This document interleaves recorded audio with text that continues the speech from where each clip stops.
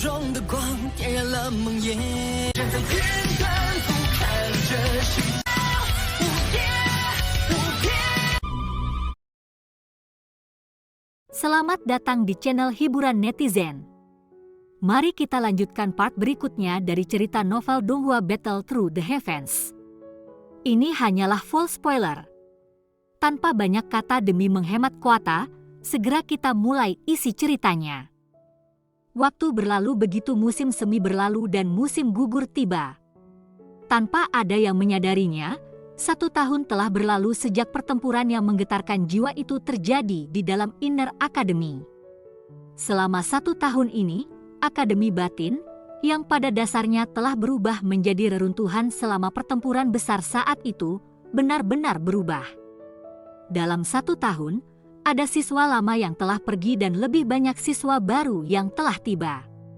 Seluruh Akademi Batin masih dipenuhi dengan vitalitas. Setiap hari, ada banyak siswa yang melepaskan keringat seperti hujan saat mereka bekerja keras untuk mendapatkan kejayaan, strong ranking. Seiring waktu mengalir melewati jari seseorang, kadang-kadang ada seseorang yang akan melemparkan pandangan mereka ke arah menara pematrian Ki berkilau langit yang berdiri di sudut Akademi Batin. Mereka mengingat pertempuran hebat yang menggetarkan jiwa yang secara bertahap terkubur jauh di dalam ingatan mereka. Mereka mengingat pemuda itu yang berdiri seperti dewa dalam pertempuran itu, sebelum akhirnya dengan tenang jatuh dan segera menghela nafas berulang kali. Jika orang itu masih hidup, sepertinya dia akan menjadi orang terkuat dari Akademi Batin selain penatua pertama Sukian. Dalam 1 tahun ini, kecapi telah berubah merah dan pisang telah berubah menjadi hijau.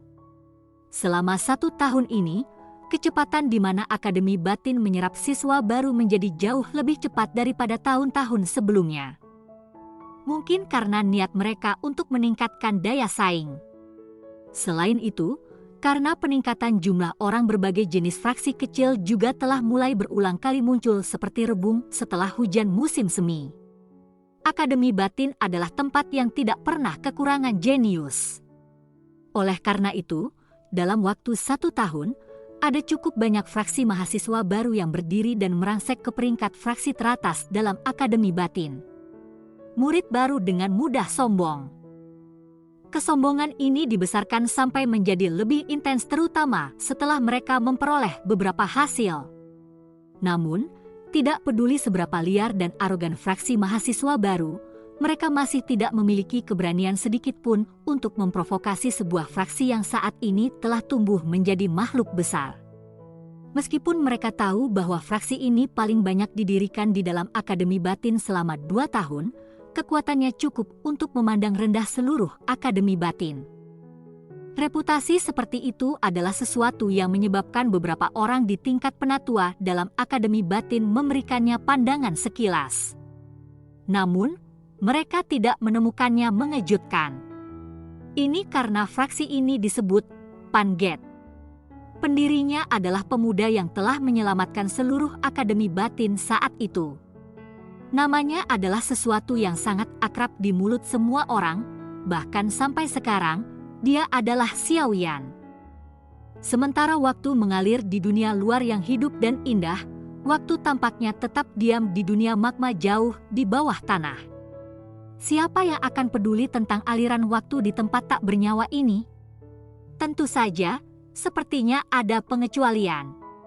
Sekelompok besar api berwarna putih perlahan-lahan melayang jauh di dalam magma. Sekelompok warna putih itu sangat menarik perhatian di dunia magma ini yang dipenuhi dengan kemerahan yang cerah. Hanya dengan mengambil pandangan yang lebih rinci dan melihat lebih dekat, seseorang dapat menemukan bahwa tampaknya ada 2 tubuh telanjang yang samar-samar di dalam kelompok api berwarna putih.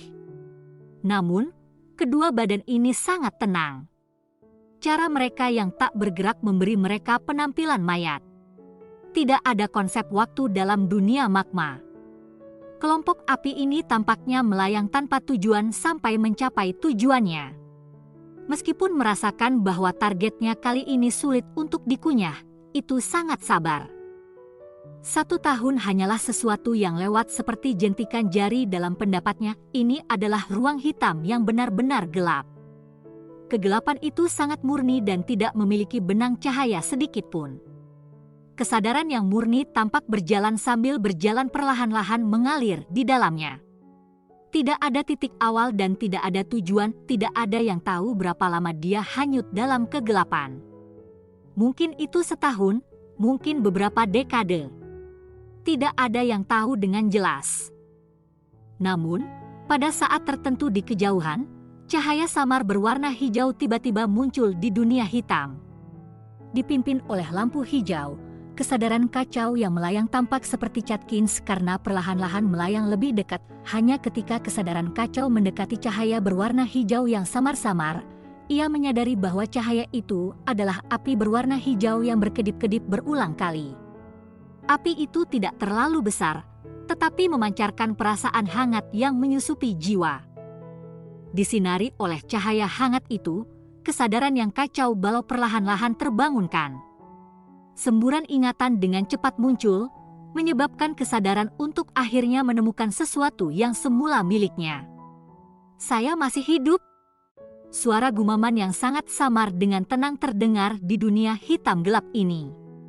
Segera, seluruh dunia gelap tiba-tiba mulai beriak dengan intens.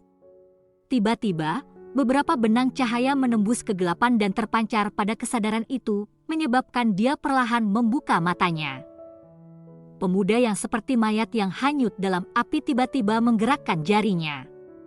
Segera, matanya yang tertutup rapat terbuka dengan cara yang tiba-tiba. Dimanapun ia melihat masih ada kemerahan di ingatannya dan gugusan nyala api yang paling ia takuti. Namun, setelah terbangun atau mungkin pulih dari kegelapan yang tak berujung, dia hanya bisa menundukkan kepalanya dan melihat tubuhnya, merasa bingung. Kekuatannya yang kuat tidak sedikit pun rusak. Jari-jarinya perlahan dikencangkan dengan cara yang agak asing, kekuatan yang tidak pernah dia rasakan sebelumnya tiba-tiba muncul. Kerugian itu perlahan menghilang dari matanya yang seperti tinta hitam. Pikiran pemuda telanjang bergerak. Tanpa memasuki kondisi latihannya, dia langsung bisa melihat dengan jelas segala sesuatu di dalam tubuhnya. Jalur ki yang telah terdistorsi dan kering sebelum dia kehilangan kesadaran sama seperti banyak pipa yang sangat jernih yang memancarkan cahaya berpendar samar. Meskipun mereka tidak bergerak, dia masih bisa dengan jelas merasakan bahwa jalan ki yang saat ini di tubuhnya memiliki semacam transformasi drastis dibandingkan dengan masa lalu terlepas dari apakah itu dalam hal ketangguhan atau keluasan. Pikiran Xiao Yan bergeser menjauh dari jalan ki-nya dan perlahan menyapu seluruh tubuhnya. Namun, dia tidak menemukan tempat yang menunjukkan tanda-tanda lemah. Sebaliknya, tubuhnya saat ini benar-benar berbeda dari sebelum dia kehilangan kesadaran. Dia bahkan berpikir bahwa itu mungkin kekuatan pertempuran tubuh fisiknya bisa melepaskan kemungkinan bahkan lebih kuat dan lebih mengerikan daripada serangannya setelah menggunakan Douqi di masa lalu. Itu benar Douqi. Pikiran Xiao Yan bergerak tiba-tiba dan langsung muncul di dalam pusaran. Seluruh tubuhnya tiba-tiba menjadi membosankan saat dia menyaksikan pusaran yang benar-benar kosong. Di mana ada kristal Dou? Di mana Douqi?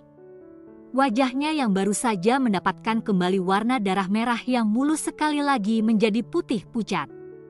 Setelah pernah mengalami hidup tanpa Douqi, dia jelas mengerti apa jenis pukulan yang menakutkan itu kehilangannya Douqi.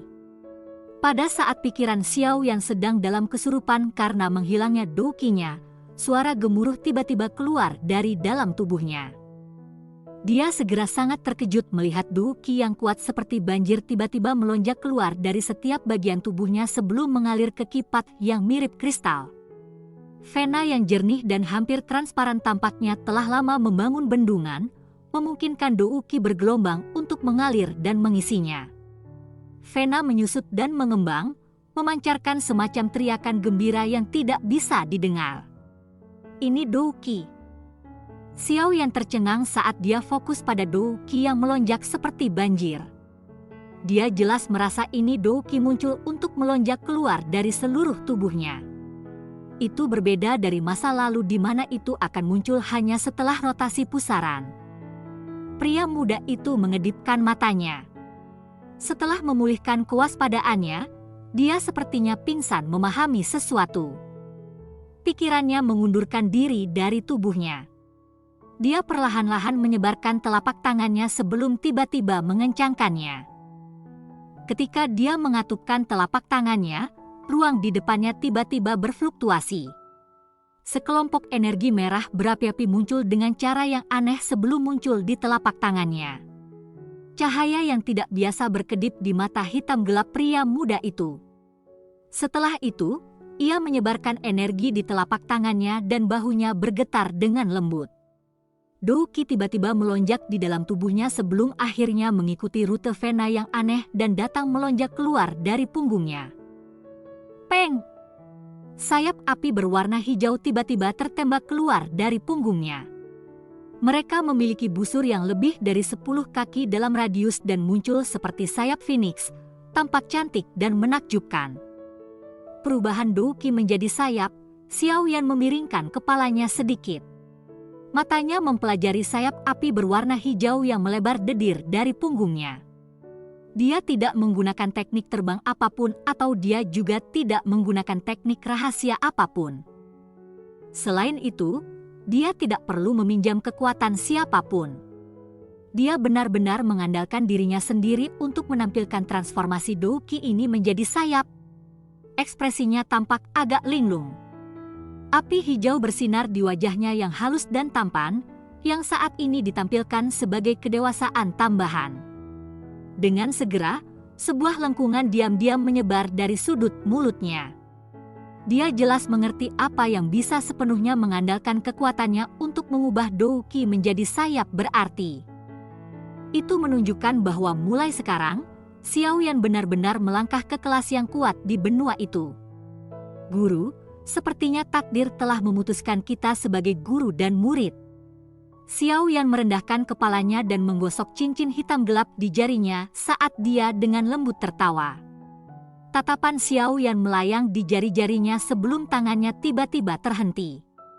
Dia segera bergumam dengan ragu, cincin penyimpanan telah menghilang. Xiao Yan merajut alisnya dan mengangkat matanya. Dia segera menyapu satu putaran di sekelilingnya hanya untuk menaikkan alisnya segera. Dengan putaran telapak tangannya, dia memancarkan kekuatan hisab, menyebabkan tumpukan benda untuk ditembak dan berlama-lama di sekitar tubuhnya. Mata Xiao Yan menyapu penguasa Xuan berat, beberapa gulungan dan beberapa benda lain di depannya.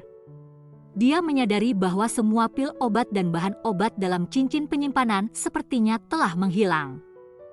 Mungkin ini alasan saya bisa pulih.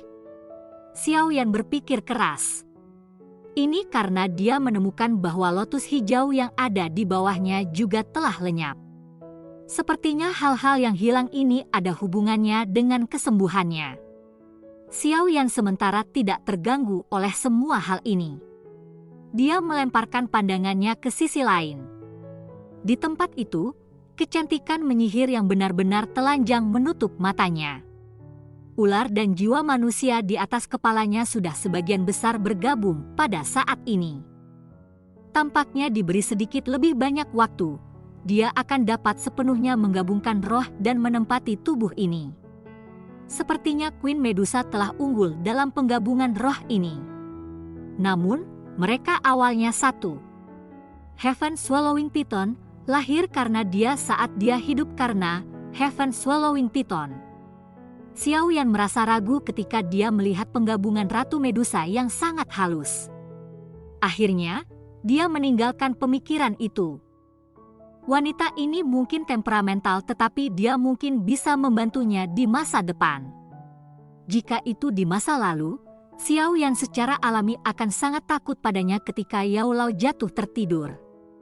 Sekarang, bagaimanapun, dengan peningkatan besar dalam kekuatannya, Xiao Yan sudah memiliki kemampuan untuk melindungi dirinya sendiri. Bahkan dengan kekuatan Ratu Medusa, itu tidak lagi semudah membunuhnya seperti di masa lalu di mana membunuhnya sesederhana membunuh seekor semut. Ini adalah celah antara Do Wang dan Do Wuling. Di mata orang yang benar-benar kuat, hanya seseorang yang telah mencapai kelas Do Wang yang bisa disebut kuat. Semua orang di bawah seorang Do Wang adalah seekor semut. Kata-kata ini bukan bohong, Fallen Heart Flame tiba-tiba bergetar saat Xiao Yan merenung. Dengan segera, sepasang cahaya hijau yang redup perlahan muncul ke permukaan. Suara desis yang marah segera terdengar ketika sepasang cahaya hijau itu menyapu ke arah Xiao Yan yang hidup. Cahaya itu segera diintensifkan dan sekelompok api hati yang kuat sekali lagi muncul aneh di hati Xiao Yan sebelum terlibat dalam kehancuran yang disengaja. Ekspresi Xiao Yan juga berubah sedikit saat api jantung muncul di dalam tubuhnya. Pada premis bahwa dia hampir terbunuh oleh Fallen Heart Flame, dia saat ini juga sangat takut pada nyala jantung. Namun, sementara dia buru-buru mengarahkan doukinya dalam persiapan untuk menekan nyala jantung, dia tertegun untuk menyadari bahwa meskipun sekelompok api jantung akan keluar untuk melepaskan suhu tinggi yang menakutkan, itu tidak menyebabkan Xiao Yan salah satu yang diharapkan kehancuran atau rasa sakit yang hebat. Sebaliknya, itu menyebabkan tubuhnya dipenuhi dengan perasaan hangat. Xiao Yan mengusap rambut hitamnya yang telah tumbuh kembali. Wajahnya bingung, jangan bilang saya sudah terbiasa dibakar? Yao Lao sudah jatuh tertidur sehingga secara alami tidak ada yang bisa menjawabnya. Namun, karena Xiao Yan telah menemukan bahwa jatuh hati Flame tidak lagi memiliki banyak efek padanya, maka sudah waktunya untuk mengumpulkan utangnya. Xiao Yan perlahan mengangkat kepalanya dan menatap dua titik cahaya hijau samar. Senyum padat dengan cepat melebar dari sudut mulutnya. Cerita pun bersambung ke episode selanjutnya. Jangan lupa di like, komen, subscribe dan share-nya ya, biar tambah semangat dan konsisten, dan dapat membantu meningkatkan kultivasi Xiao Yan. Terima kasih.